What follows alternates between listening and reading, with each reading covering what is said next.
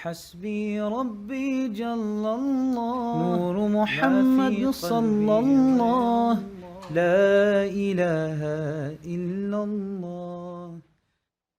بسم اللہ الرحمن الرحیم. السلام علیکم ورحمۃ اللہ تعالی وبرکاتہ.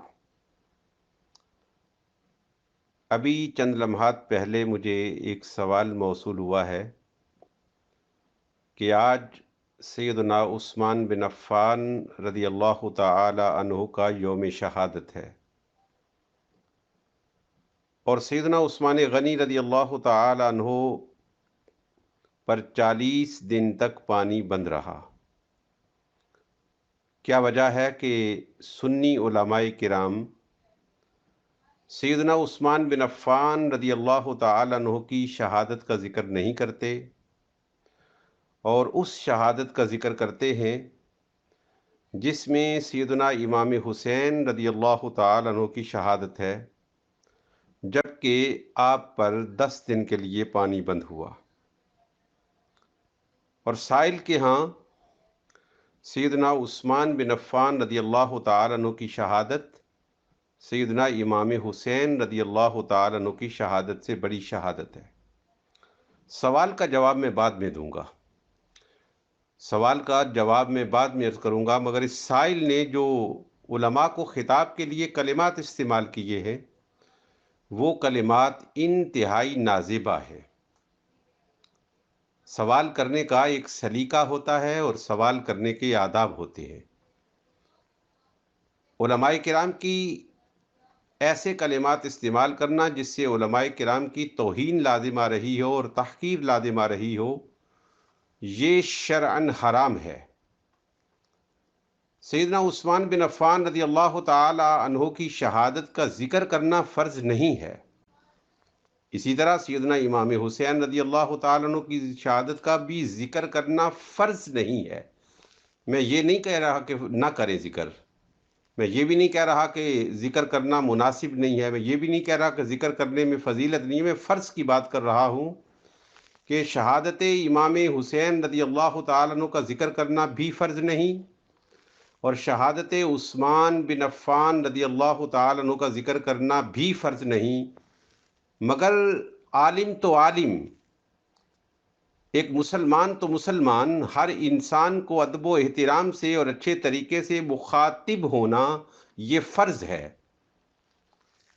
جو شخص ایک مستحب پر دوسرے کو ایسے انداز سے مخاطب ہو رہا ہے کہ خود حرام کا ارتکاب کر رہا ہے، اس شخص کو اپنے انداز فکر پر غور و فکر کرنی چاہیے.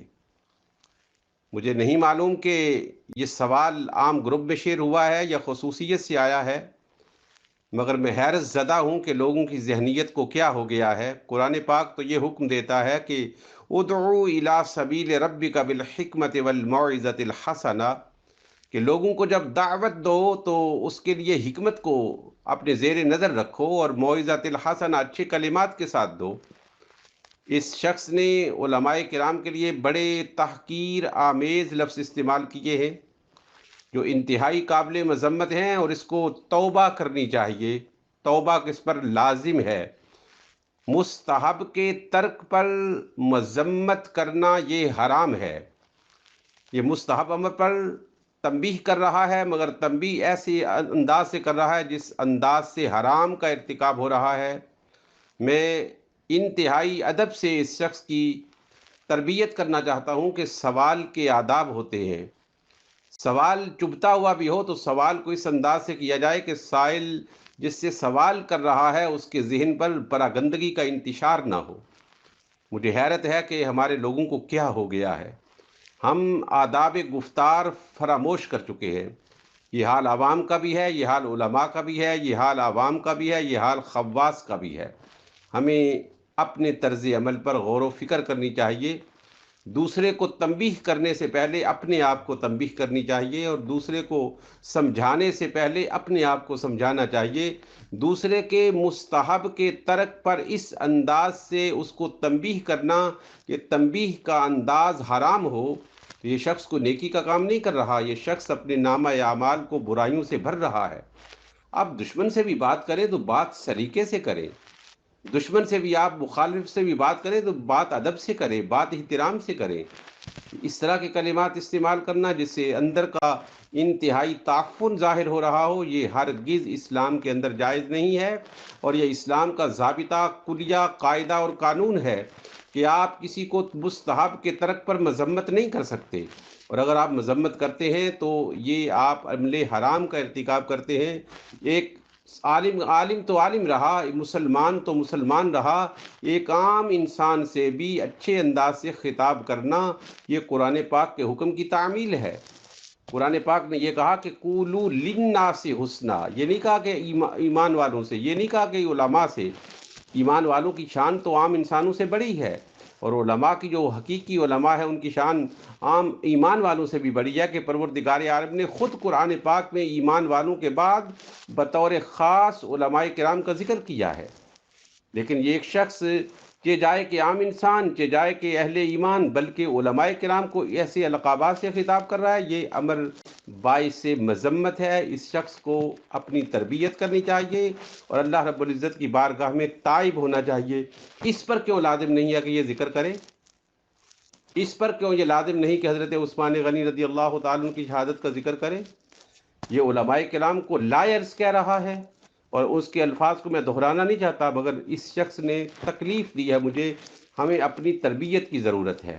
آپ مخالف سے بات کریں، مخاصم سے بات کریں، معاند سے بات کریں، پیار سے بات کریں، میٹھے انداز سے بات کریں۔ وہ ہلکا یاراں تو بریشم کی طرح نرم، رزم حق و باطل میں فولاد ہے مومن۔ آپ کس سے بات کر رہے ہیں؟ سوال بھی کر رہے ہیں اور ان کی تحقیر بھی کر رہے ہیں۔ حیرت ہے اس امر کی۔ میں اس بھائی کو جس نے بھی یہ سوال بھیجا ہے، میں اس کو اس بات کی تنبیہ اس لیے کر رہا ہوں کہ اس نے عمل حرام کا ارتکاب کیا ہے، اور عمل حرام کو وہ پھیلا رہا ہے۔ سوشل میڈیا اس دور کی سب سے بڑی لعنت بن چکا ہے، اور وہ لوگ جو سوشل میڈیا کو استعمال کر رہے ہیں، وہ بہت سارے لوگ اپنے نامہ اعمال کو گناہوں سے اور برائیوں سے بھر رہے ہیں، اور یہ اپنی طرح یہ سمجھتے ہیں کہ ہم اصلاح کر رہے ہیں۔ اصلاح کے ضمن میں یہ اپنے آپ کو مفاسد کا منبع اور مرکز بنا رہے ہیں۔